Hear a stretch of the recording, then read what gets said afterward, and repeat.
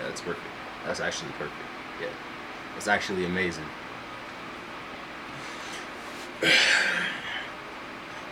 Hey, I don't question nothing. This is kind of just representation of the shirt. R slash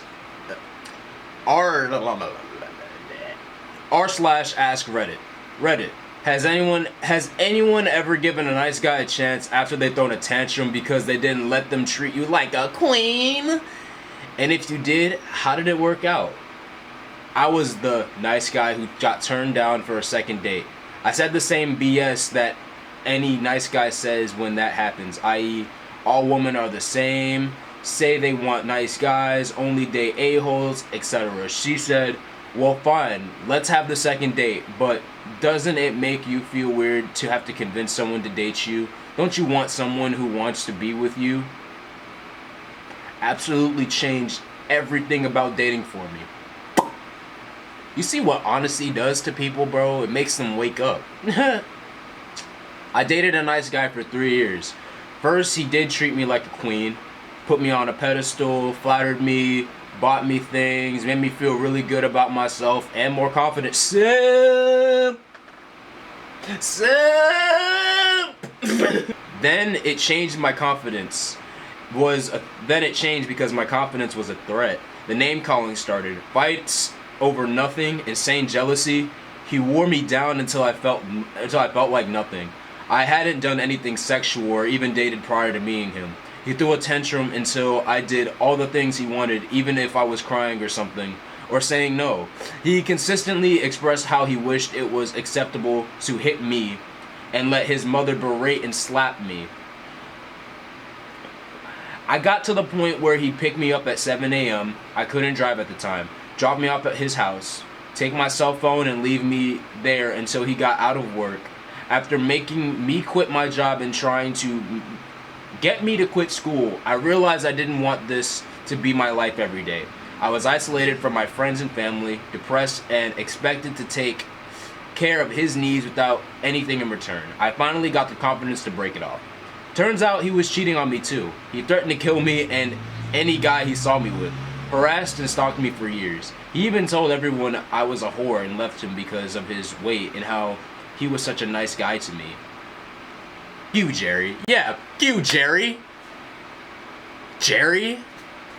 This is why nice guys should finish last. Finally allowed him to take a date. It finally allowed him to take me on a date to breakfast. Figured midday would be the ideal meetup in public. I offered him immediately. I offended him. Offended? Offended. I offended him immediately when I spoke to the waitress. I said, we have 2 when she asked how many we had. He insisted that she was asking him, not me, and I emasculated him in public. I laughed it off as a joke. I grew up with all brothers. Surely he was trying to be funny. We sat down. The waitress asked for our order. I gave her mine. He groaned and asked her to come back in a second. He told me proper protocol was for me to discuss what I wanted to eat with him, allow him to make the decision, and he was supposed to relay that to the waitress, not me. I told him he was crazy and left, blocked his number, ghosted completely. It baffles me that there are people like this. How did he make it to adulthood this way? He had explained to me that the reason he hadn't ever dated was because he had been focused on his career. However, I highly doubted that conclusions upon meeting him. You're just sad. Just sad. What is this one? Ooh, finally, my time to shine, I guess. In high school, I briefly dated a nice guy, complete with an actual fedora in 2000 before they were really a thing. Thanks, art school.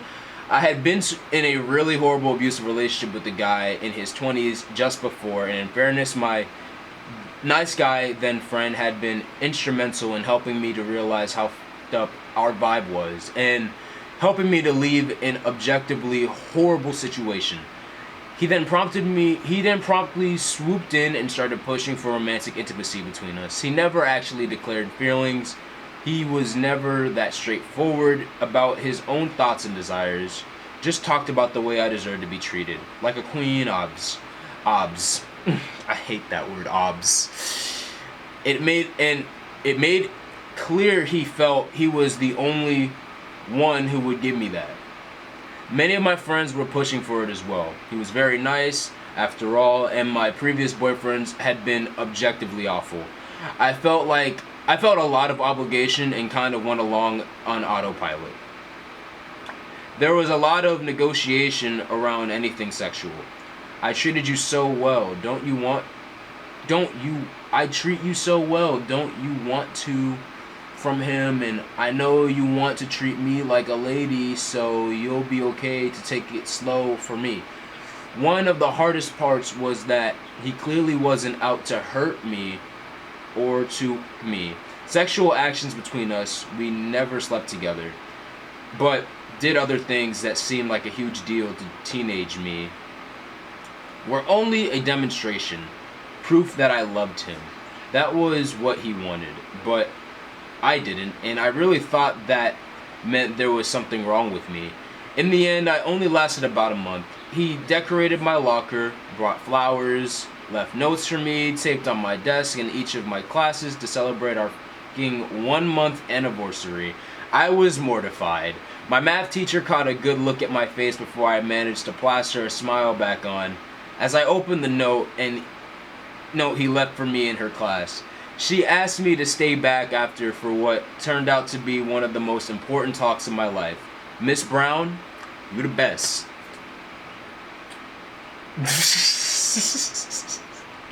I felt panicked telling her over and over how happy and lucky I was. She kept asking questions until I burst into tears, and it all just came out. I really remember what all she said, but I don't really remember what all she said, but I remember her saying it's okay to be alone. She said it over and over, like Robin Williams going, "It's not your fault," in Good Will Hunting.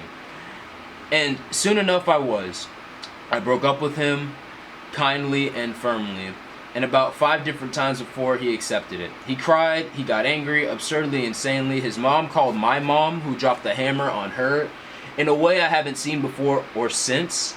I took a ton at school for breaking his heart and ruining his life, but I felt so free that I didn't really mind.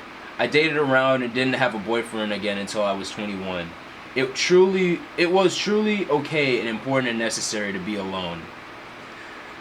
But okay, I mean, she wasn't really alone though. She did say that she ended up dating after she broke up with him. So was she ever really alone after that relationship disintegrated? Whatever, man. I'm not looking too much into it. That's just, you know what I'm saying. No wonder he was a nice guy with a mother like that. Indeed, she continues to be a bit extra. He has grown into a fully formed adult who with no discernible leftover nice guy tendencies. We're friendly when we bump into each other, and on Facebook, but my God, his mom's posts make me cringe. Yeah, it was my first year and last, I can't read, can I? It was my first and last Tinder date. I went to the guy's house, figured it would be safe since he had 2 roommates. He lived with his roommates for 6 months, and when I asked him for their names, he couldn't tell me. First red flag.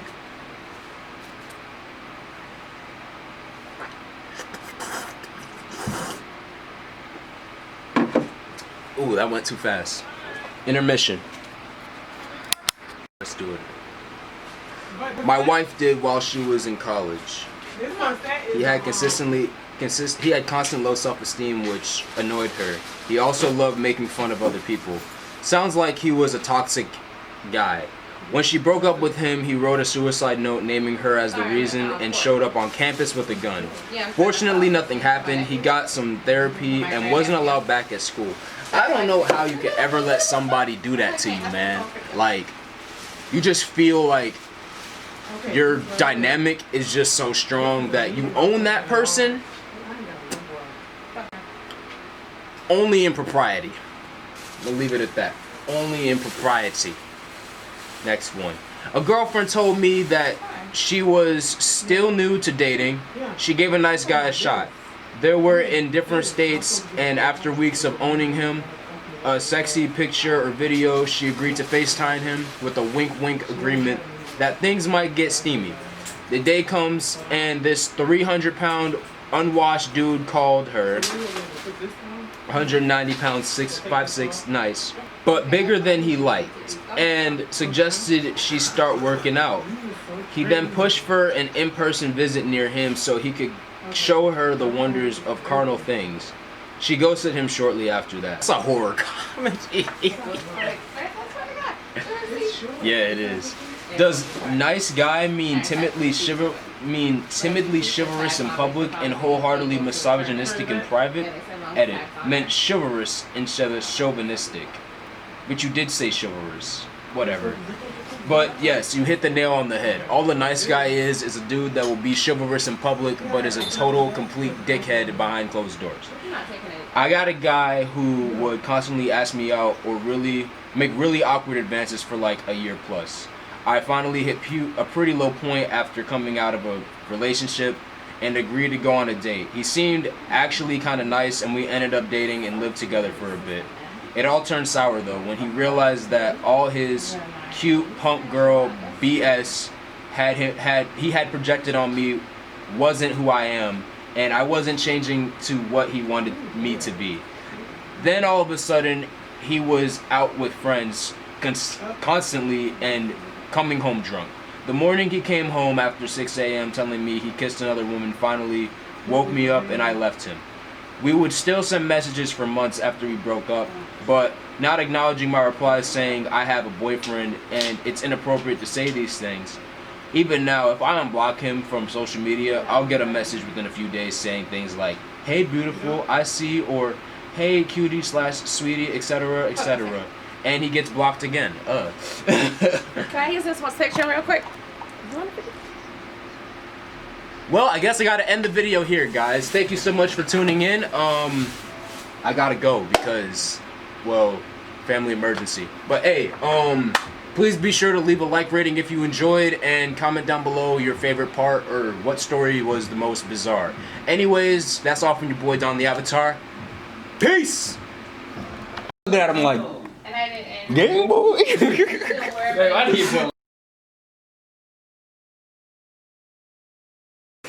Alright, we did it. We did it, that one. Alright, okay. Hello, YouTube. Wait, hold on, let me try it again. No, wait.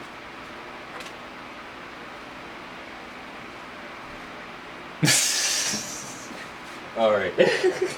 Ugh. Your weakness disgusts me.